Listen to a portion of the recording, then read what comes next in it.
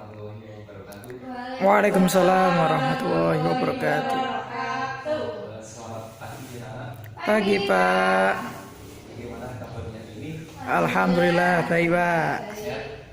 Ya anak, sebelum pembelajaran kita mulai, alangkah baiknya kita membaca doa bersama supaya pembelajaran di pagi hari ini dapat berjalan dengan lancar tanpa ada halangan apapun dan materi yang kita pelajari semoga bisa bermanfaat. Amin. Oke anak-anak, untuk doa silakan dipimpin ketua kelasnya Mas Adi.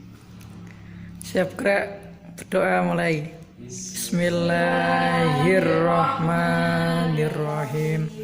Raditu billahi robba wa bil islami dina wa bi muhammadin nabiyya wa rasulah. Rabbi zidni ilma warzuqni fahma. Amin. Ya, terima kasih. Selanjutnya kita absen dulu ya. Yang pertama, Mas Adi Pramono, Hadir Pak. Mbak Akmal Malia, Mbak Rika Ise. Hadir Bapak. Ya, alhamdulillah hari ini hadir semua ya. Iya. Alhamdulillah Pak. Kita hari ini akan membahas mengenai akhlak tercela, yaitu tentang infak dan keras hati. Nah, sebelumnya ada yang sudah membaca mengenai bab infak dan keras hati? Belum Pak. Kalau sudah ada berarti kalian luar biasa. Kalau belum ya kita akan bahas hari ini. Ya, karena namun sebelumnya saya akan membacakan tujuan daripada pembelajaran infak dan keras hati ini. Tujuan yang pertama, peserta didik mampu mendefinisikan pengertian infak dan keras hati. Dan yang kedua, peserta didik mampu menghindari hal-hal yang mengarah pada perilaku infak dan keras hati. Dan yang ketiga, peserta didik mampu menyebutkan dampak negatif perilaku infak dan keras hati. Berikut. Jelas? Jelas Pak. Nah, kalau sudah jelas, kita langsung saja mulai. Yang pertama kita akan membahas infak.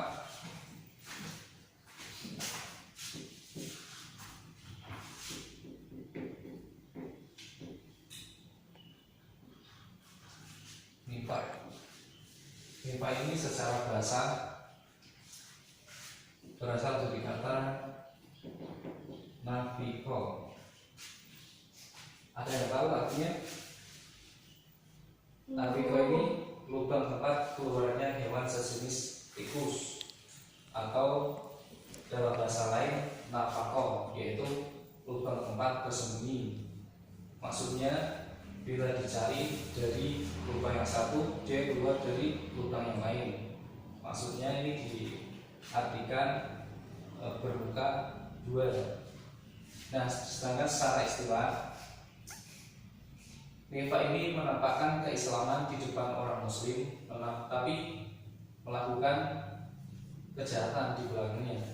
Ya, orangnya ini disebut munafik. Paham? Paham. Oke. Sampai sini ada yang kan? Belum ada Pak.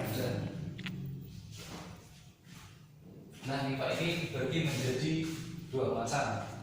Yang pertama adalah infak amali dan infak iktiqadi. Infak amali ini infak yang perbuatan, pelakunya tidak keluar dari Islam. Dia melakukan kejahatan tetapi masih ada iman di dalam hatinya. Jadi infak amali ini infak kecil, infak perbuatan. Contohnya misalnya itu Mas Adi, dia itu berbicara tapi berbohong, itu infak amali maksudnya.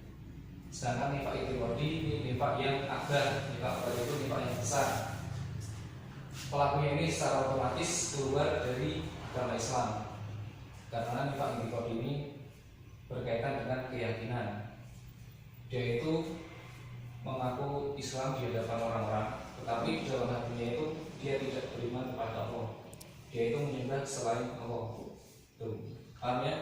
Paham, Pak. Oke. Nah, selanjutnya tanda-tanda nifak ada berapa? Saya tahu? Belum, Pak. Ya, tanda-tanda nifak yang pertama, bila berbicara dia berdusta. Ya, seperti tadi Mas Adi berbicara tapi berbohong. Lalu bila berjanji dia mengingkari janjinya, tidak menepati. Itu ya. Kalau diberi amanah biasanya tidak amanah, tidak dapat dipercaya oleh orangnya. Tuh. Nah, akibat buruk perilaku nifak tentunya ada dua, bagi diri sendiri dan bagi orang lain. Kalau bagi diri sendiri tercela dalam pandangan Allah, ya. Dalam pandangan manusia sudah tercela, apalagi dalam pandangan Allah dia sangat tercela.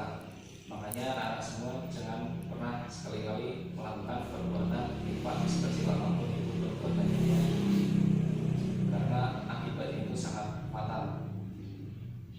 Tidak dipercaya oleh orang lain, ya. Ketika tadi misalnya diberi amanah Mas Adi, tapi amanah itu tidak disampaikan, itu akhirnya orang yang memberi amanah itu sudah tidak percaya lagi, gitu ya. Lalu bagi orang lain itu bisa merusak hubungan persahabatan yang berjalan dengan baik, ya. Orang yang berbuat nifak ini merusak hubungan persahabatan dengan orang lain. Yang kedua, membuka peluang munculnya fitnah, ya, dan lain-lain. Sampai sini ada yang ditanyakan? Tidak ada, Pak. Sudah paham mengenai nifak? Sudah, Bapak. Sudah. Kalau sudah, kita lanjut ke keras hati. Yang kedua, keras hati. Keras hati ini disebut bodoh. Nah, bodoh ini artinya marah, ya. Jadi orang yang marah. Bodoh ini sifat orang yang mudah marah setiap melihat atau menghadapi persoalan kehidupan yang tidak disukai sekecil apapun, dia itu akan langsung marah. Nah, macam-macam marah ini ada 3. Daya marah yang lemah. Yang pertama, marah yang lemah. Daya marah yang sedang, dan daya marah yang tinggi, ya. Jadi daya marah yang lemah itu juga kurang baik, karena kalau orang tidak mempunyai rasa marah itu akan terlihat gila, akan direndahkan oleh orang lain, jadi kurang baik. Kemudian marah yang tinggi, daya marah tinggi itu juga kurang baik, karena dalam menghadapi persoalan sekecil apapun dia itu marahnya ngamuk. Misalnya Mas Adi jalan di pinggir ketabrak sama temennya nggak sengaja, Mas Adi ngamuk sampai memukul, yang itu daya marah yang berlebihan, itu tidak baik. Nah, yang baik itu daya marah yang sedang, dia itu marahnya tapi masih terkontrol sama emosinya. Yang selanjutnya, sampai ini sudah paham? Paham. Yang selanjutnya, mengobati perilaku keras hati. Bagaimana caranya? Yang pertama, mengingat keutamaan menahan amarah, ya. Yang kedua, takut akan siksa Allah. Dan yang ketiga, mengingat dampak dari azab yang Allah berikan. Itu bagaimana, sudah paham? Paham, Pak. Sudah, Bapak. Oke, Ustaz, selanjutnya saya akan membagi ini teks, nanti diperankan oleh kalian. Ada 3 anak ini, silahkan bisa masuk ke depan. Saya berikan dulu, ya. Nanti ini juga saya. Nanti saya bagi perannya masing-masing. Ini Mas Adi.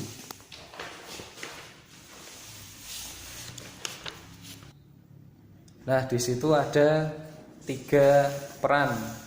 Ada Mas Adi, ada Mas Irfan, dan ada Mbak Sunarti. Nah, yang pertama Mas Adi ini sebagai dirinya Mas Adi, Mbak Ala sebagai siapa? Maunya siapa Mbak Ala? Sunarti, ya. Dan Mbak Rika ini berhubung nggak ada cowok ini jadi Mas Irfan nggak apa-apa ya? Ya silakan Mas Irfan. Sini.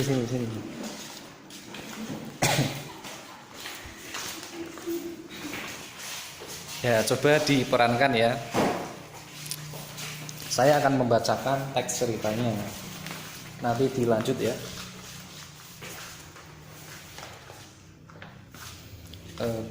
Sudah ingat semua nama-namanya? Sudah, Pak. Nah, pada suatu hari pukul 13.00 Adi dan Irfan berjalan pulang dari sekolah. Di dalam perjalanan pulang, Adi mengajak Irfan untuk bermain game nanti sore ketika sudah petang, ya. Silakan. Nanti sore main game yuk. Ayo, jam berapa, Di? Jam 4 sore. Oke, janji ya. Nanti aku tunggu di rumah. Iya janji nanti sore aku datang jam 4 ke rumahmu. Ketika sampai di rumah, tiba-tiba Sunarti datang ke rumah Adi dan mengajaknya jalan-jalan. Di, nanti sore kamu sibuk nggak? Nanti sore? Enggak sih. Kenapa? Temenin aku jalan-jalan yuk. Waduh, padahal aku sudah janji sama Irfan untuk main game, ujar si Adi di dalam hati. Tetapi Adi menerima ajakan dari Sunarti. Oke deh, nanti aku temani kamu jalan-jalan. Makasih ya, Di. Nah, lanjut ke sore hari kemudian, Kemana nih, Adi?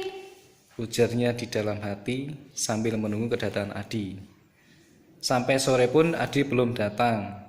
Akhirnya pada keesokan harinya mereka pun bertemu di sekolah. Di, bagaimana kamu ini? Kemarin aku menunggumu. Katanya mau main dia. Maafan, kemarin aku jalan-jalan sama Sunati. Dasar kamu. Kamu kan sudah janji mau main game sama aku. Kok malah pergi jalan-jalan sama Sunati? Dasar nggak bisa dipercaya. Nah, lalu si Irfan pun pergi meninggalkan Adi. Tamat. Ya, terima kasih. Nah, silakan tagnya bisa dikumpulkan.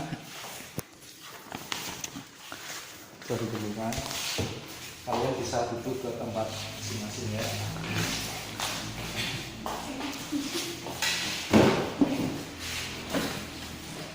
Nah, jadi seperti itu anak-anak perilaku anak tercela ya.